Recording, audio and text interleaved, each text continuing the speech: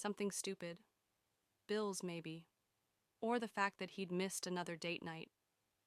Ryan said he knew a place that had amazing food, and I went. I didn't tell myself it was innocent anymore. By the time it finally happened, the night Mark walked in, it wasn't a mistake. It was a choice.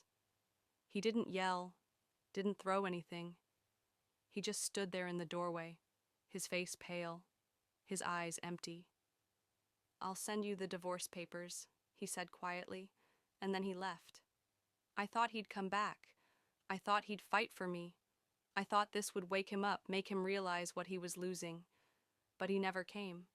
The papers arrived, and I signed them, my hand shaking. Ryan had already started to pull away by then, and I couldn't blame him. The affair wasn't fun anymore. It wasn't exciting. Months passed. I went through life numb, waiting for something to change. Then one morning, I saw him again.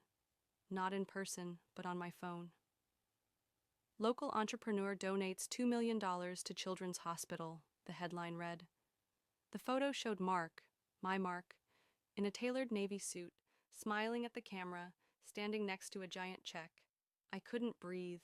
I clicked through article after article.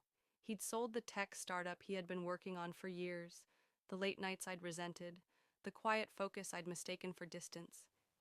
He had been building something, not just for himself, for us. And I threw it all away for someone who barely crosses my mind now. Sometimes, late at night, I imagine what I would say to him if I saw him again. I'd tell him I was wrong. I'd tell him I never stopped loving him.